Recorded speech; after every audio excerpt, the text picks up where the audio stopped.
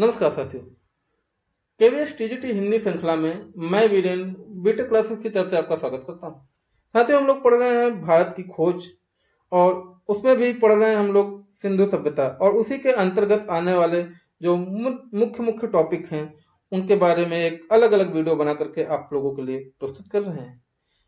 तो साथियों, जो भी लोग चैनल पर पहली बार हैं चैनल को सब्सक्राइब कर लें, लाइक शेयर करते चलें। तो चलिए शुरू करते हैं। जैन धर्म और बौद्ध धर्म दोनों वैदिक धर्म से कटकर अलग हुए थे, उनकी शाखाएं थी। तो ये किससे कटकर अलग हुए थे? दोनों धर्म वैदिक धर्म से कटकर अलग हुए थे, ऐसा लिखा है और ऐसा माना भी जाता है। चलिए, उन्होंने वेदों को प्रमाण नहीं माना। तमाम और बातों में भी सबसे बुनियादी बात यह है कि यदि कारण के बारे में वे या तो मौन हैं या उनके अस्तित्व से इनकार करते हैं।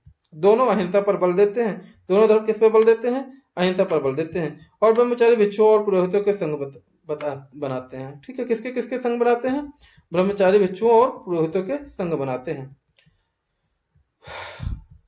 उनके नजरिए में एक हद तक यथार्थवादी और बुद्धवादी हैं। जैन धर्म का एक बुनियादी सिद्धांत यह है कि सत्य हमारे दृष्टिकोण की सापेक्षता में होता है।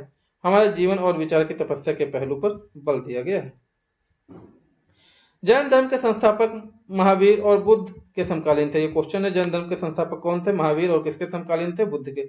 और दोनों क्षत्रिय थे। दोनों कौन थे? क्षत्रिय थे। बुद्ध की मृत्यु ईसा से पूर्व 544 में 80 वर्ष की आयु में हुई और तभी बौद्ध संवत शुरू हुआ। तो ये भी इंपॉर्टेंट है कि बौद्ध संवत कब शुरू हुआ? तो ईसा से 544। इतिहासकारों के बाद की तारीख यानी ईसा से 487 दी है।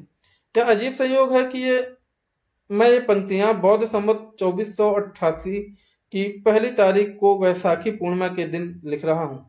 बौद्ध साहित्य में लिखा है कि बुद्ध का जन्म वैशाख मई जून के महीने में इसी पूर्णिमा के दिन हुआ था, इसीलिए बौद्ध पूर्णिमा भी मनाई जाती है। आप लोगों को पता होगा, जो लोग बुद्ध धर्म से थोड़ा सा भी प्रेरित हैं उनको पता होगा।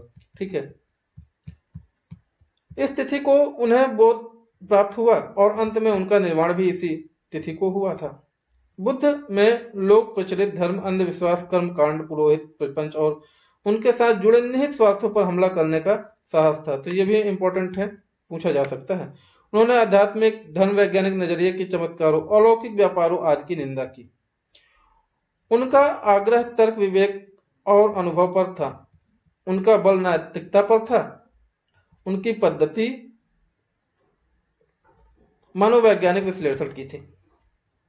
ऐसा मनोविज्ञान जिसमें आत्मा के लिए जगह नहीं थी। बुद्ध ने वर्ण व्यवस्था पर सीधा वार नहीं किया, लेकिन अपनी संघ व्यवस्था में उन्होंने इसे कोई स्थान नहीं दिया।